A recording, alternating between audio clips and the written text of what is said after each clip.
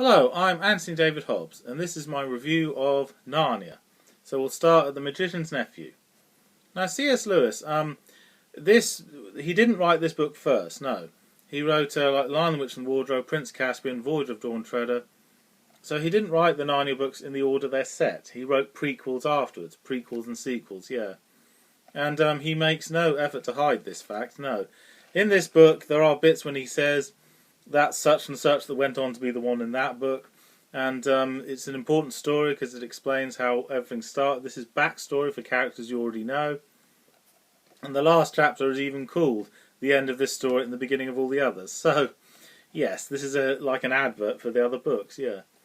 What order should you read them in? Well, whichever order you really see fit. But me personally, I think it's best to read them in the order they're set.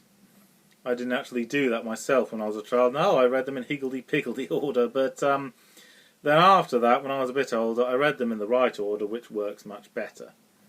Now, The Magician's Nephew was the second Narnia book I read, and yes, it is a very good story, very imaginative, lots of great adventures, and we have normal, everyday objects that teleport you into another world.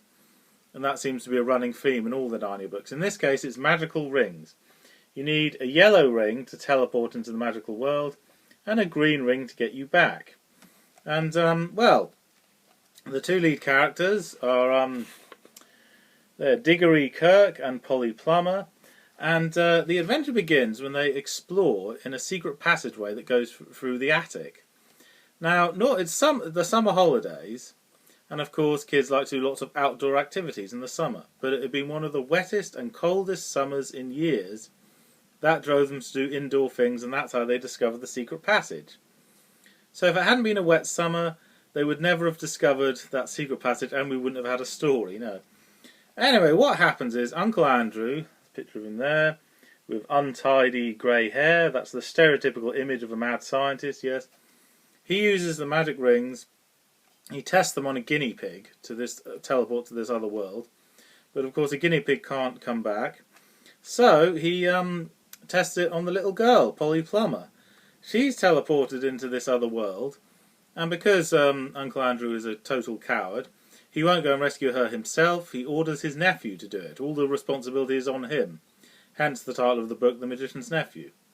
Well, he finds Polly in the wood between the worlds, which is a magical in-between place, like the space between spaces, if you like, which has a whole load of pools. Each pool leads to a different world. So they know how to get back to their world, but Diggory thinks, well, wait a minute, before we go home, why don't we, if this pool leads to our world, then surely all the other pools lead somewhere else. Each magic pool will teleport into another world. So they go into another world, there's this magic spell or something that wakes up a great queen, the Queen of Charn. And there's a picture of her, she's been in a state of suspended animation, and they've woken her up. And as you can see, she's much taller than regular humans, yeah. So yes, Diggory has used the magic to wake her up. He wants to know the story of this place that's called Charn and everything, yeah. However, as the story progresses, they find that she's a horrible, horrible person. And she's no longer referred to as the Queen, but the Witch, yes. And she is the White Witch that we know in The Lion, the Witch and the Wardrobe. It's the same character. So this is like her backstory. She took over a whole planet of Charn, and because the people wouldn't serve her, she killed a lot of them. Genocide. They're better off dead if they don't want to serve me. Yes, so she's the most arrogant person you can imagine. And then says to the two children, right, let us be going. Going where? Well, to your world, of course, so they can take over it. Well, surely you want me to rule your planet. It's logical to assume that. So no, she's the vainest person ever, yeah. Uncle Andrew is a very vain person as well, yes. He thinks everyone's mesmerised when he thinks how wonderful he is. So there is a link between Uncle Andrew and the White Witch. They don't call her that, they just call her the Witch in this story, yeah. And, yes, it is imaginative, and it's kind of cool that Diggory and Polly are the first humans to see the Narnian world. Yeah, they see it before anyone else. When they see Narnia when it's just been created. It's only just been created, yeah. So very imaginative, and yes. C.S. Lewis was clearly a devout Christian, yes. There's no mention of evolution, no. What happens is, there we are, a picture of all the animals being created. They were not created by evolution, they were created by, materializing out of the earth, like that, yes. Aslan, the magical lion, creates an entire world inside a day. Well, inside a morning, actually, yes. And, yes, then he has a task for Diggory. And he says, when you teleported to my world, you accidentally teleported the witch here as well. So it's your responsibility to get rid of this evil witch. How is it Diggory's responsibility? He's just a little boy. It was his fault she's here, but it was by accident. He has no weapons, no magical powers to fight the witch. How can he possibly get rid of her? Yeah. And Aslan says, you will have help. Oh, I will? That's very considerate of you. Are you going to give me an army to fight the witch? No. You can have a magic horse to get you to this place where there's a magic apple. That will get you there quickly. Oh, so no weapons then, just transport. That's all you're going to give me, this flying horse, yeah. And of course, when he gets to the magic garden where there's a magical apple, he meets the witch. He's not expecting her to be there. How did he get there so fast? Well, anyway. He meets the witch and she says, one of those apples can cure your mother. She's dying in your world. The magical apple can save her life. But Diggory says, no, I will only use an apple to save the Narnian world. I will not use one to save my mother. Why is that then? Because I promised not to steal, and stealing is wrong, and you must never break a promise. So he'd rather let his own mother die than break his promise to Aslan. Well, that's ridiculous. That's stupid. I mean, how can I put this? Stealing is wrong, yes.